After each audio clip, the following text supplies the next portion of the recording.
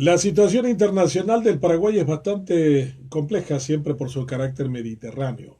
El tema de la navegación por los ríos ha sido siempre un argumento de peso, de bandera de la diplomacia paraguaya, y no ha sido nada favorable a nuestros intereses a lo largo del tiempo. Ahora son los argentinos que han comenzado a establecer peajes que son discriminatorios y que van en contra de convenios internacionales que garantizan la libre navegación de los ríos. Se han sumado a Paraguay los reclamos de Uruguay, de Bolivia y de Brasil. Y hace unos días el canciller electo por Peña dijo que estuvo en Buenos Aires hablando con su par o su futuro par argentino y en donde se abordó esta cuestión que si no se resuelve de manera unilateral con los argentinos, Paraguay recurrirá a instancias internacionales.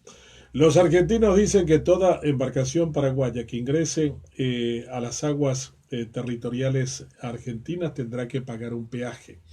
Y esto, por supuesto, incrementa el costo para un país mediterráneo que tiene necesidad de sacar sus productos por ese tipo de medio de comunicación, que es el más barato para este tipo de cargas.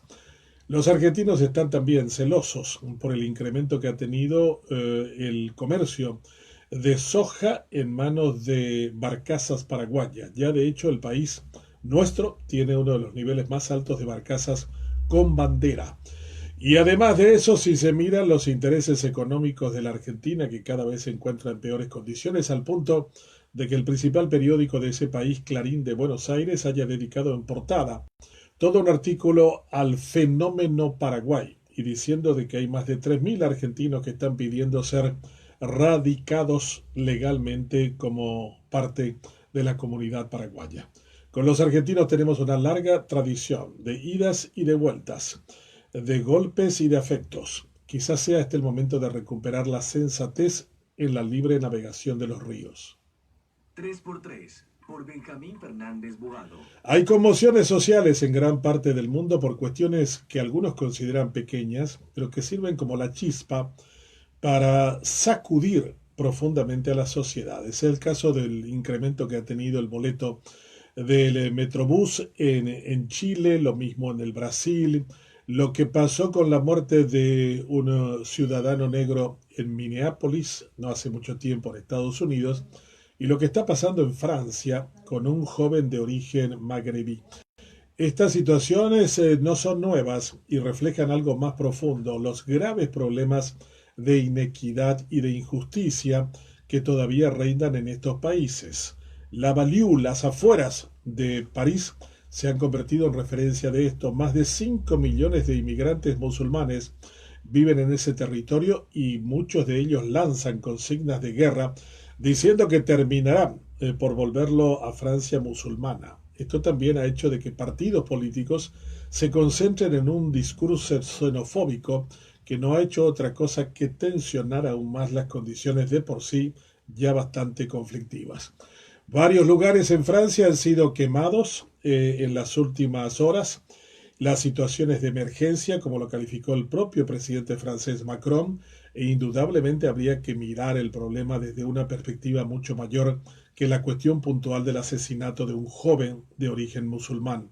Hay varias cuestiones económicas, sociales y políticas que hacen parte de una situación en donde la marginalidad crece, donde las oportunidades no aparecen y en donde la conflictividad es la única manera y territorio en donde se dirimen los conflictos. 3x3 por Benjamín Fernández Bogado.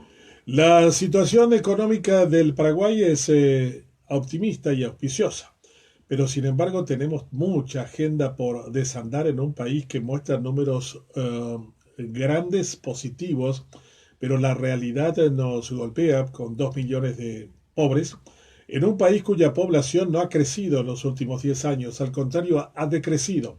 Somos un poquito más de 6 millones de habitantes. Y si tenemos 2 millones de pobres, estamos hablando casi de la mitad de la población paraguaya en esa condición.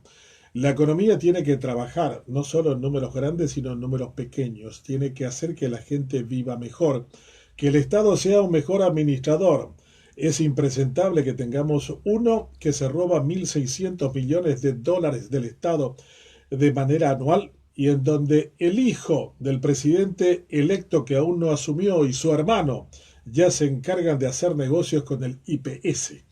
Todas estas cuestiones nos demuestran de que seguimos siendo un país de marginales en la cuestión ética y moral y que no vemos los conflictos de intereses como cuestiones gravitantes a la hora de administrar una nación. El presidente electo le debe decir a su hermano y a su hijo que mientras él esté de presidente no se hacen negocios con el Estado. Ese sería un mensaje realmente importante y trascendente. Lo otro no es más que la continuidad de todo lo malo que ya conocemos. Nos va a ir mejor, pero solo a los que lo proclaman desde el Estado, con sus administradores y familiares.